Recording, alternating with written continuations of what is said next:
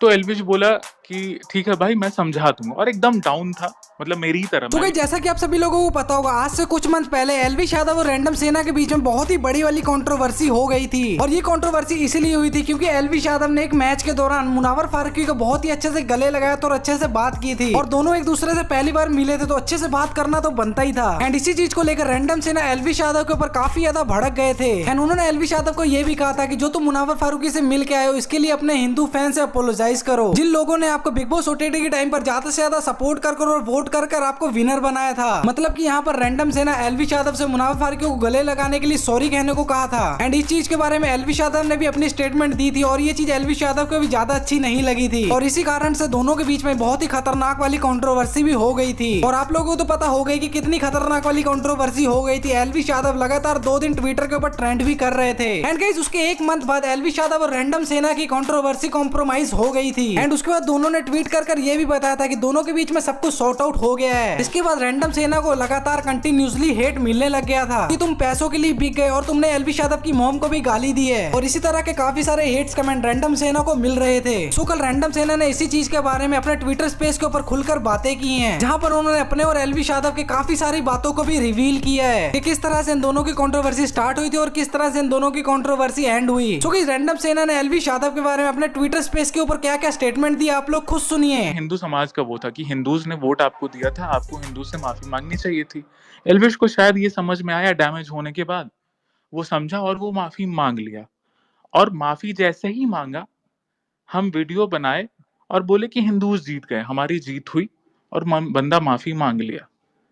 ठीक है, माफी मांग लिया, बात खत्म। उसके बाद अगर आप लोग नोटिस किए होंगे, मैंने कभी भी उसको कुछ नहीं बोला उस चीज के बाद, कुछ नहीं बोला। कब 6-7 दिन बाद फिर हुआ, सुनिए क्यों क्यों क्या हुआ, कैसे हुआ, कैसे हम लोग की दोस्ती हुई या क्या हुआ, सारा चीज मैटर खत्म हो गया। अब हमारा क्या डिमांड था आप समझो। एल्विश क्या हमारा दुश्मन था? नहीं, एल्विश हमारा दुश्मन नहीं था।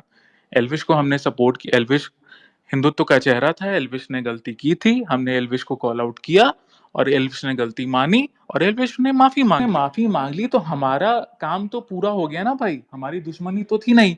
उसने जो मेरा फोटो लीक किया था वो मेरी पर्सनल दुश्मनी थी। मेरे कुछ कट्टर पब्लिक फाड़े होंगे तभी वो रिटेलिएशन में किया होगा। बाद में उसको शायद पछतावा हुआ कि क्या हुआ, उसने इंस्टा से डिलीट कर दिया या रिपोर्ट हो गया, I don't know. Verified handle का तो स्टोरी पोस्ट रिपोर्ट होता नहीं है, उसने इंस्टा से हटा दिया। ठीक है, जब उसने माफी मांग ली, हाँ 6-7 दिन बाद या 10 दिन बाद क्या हुआ कि मेरा काम जब महीने में काम हो जाता है तब मैं डोनेशन खोलता हूँ। तो जैसे ही मैंने डोनेशन खोला, उसके 1-2 फैन पेजेस, बड़े बड़े फैन पेजेस, फिर से मुझे ट्रोल करने लगे कि ऐसा काम तो कोई और भी कर लेगा, भिखारी है ये, सुन दिस दैट।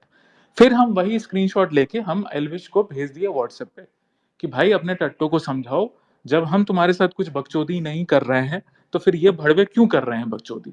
तो फिर वो मुझे कॉल किया, व्हाट्सएप कॉल किया कि भाई कौन है ये लोग, मैं जानता भी नहीं हूँ, और ऐसे तो तुम्हारे फैंस भी बकचोदी करते हैं, तो और मैं इनको नहीं जानता हूँ।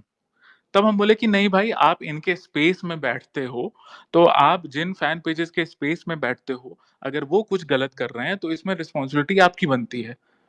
तो एल्विश बोला कि ठीक है भाई मैं समझा दूंगा, और एकदम डाउन था, मतलब मेरी ही तरह, मैं प्यार से बात कर रहा था, वो भी भाई प्यार से बात कर रहा था, और वो एकदम डाउन था। तो हम बोले कि भाई ठीक है आप समझा लो, क्योंकि हमको कोई लफड़ा नहीं चाहिए, आपने माफी मांग ली, बात खत्म हो गया, आप अपने रास्ते खुश रहो, मैं अपने रास्ते खुश रहता हूँ। वो बोला ठीक है भाई मैं समझा दूंगा, मैं बोल दूंगा उनको।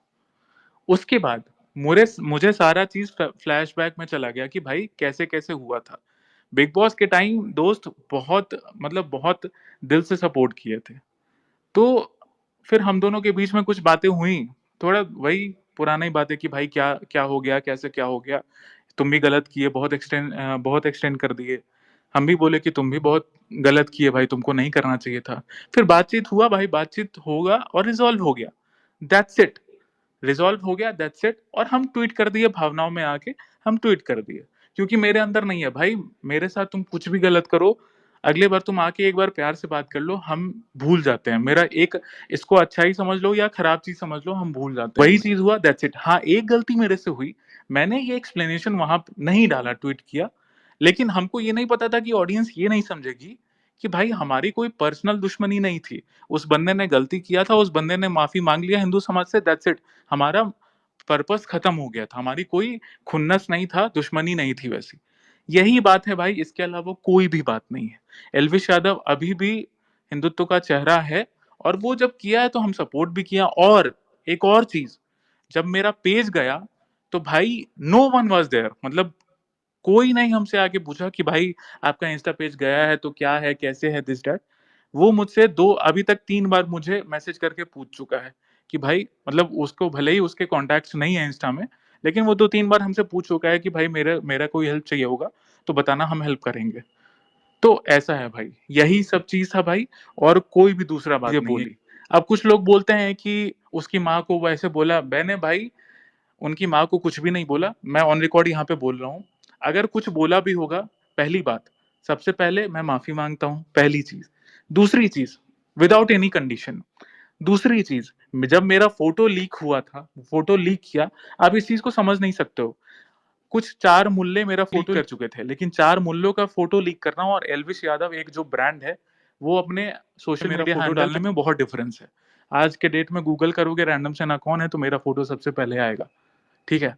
तो ये था भाई, वो फ्रस्ट्रेशन में निकला था और मैं अभी माफ़ी माँगता हूँ, अगर मैंने कोई गलत शब्द उनकी माँ-बहन के लिए यूज़ किया हो तो। सो बाकी गाइस, यहाँ पर आप लोग रैंडम सेना और एल्विश यादव के बारे में क्या कहना चाहोगे? कौन सही और कौन गलत है? अपने ओपिनियन नीचे कमेंट कर जरूर से बता देना। एंड गाइस, अभी के लिए बस इतना ही अपडेट था। वीडियो अच्छी लगी तो वीडियो को लाइक कर देना, चैनल पर नए तो चैनल को सब्सक्राइब करना प्लीज बिल्कुल ना भूलें।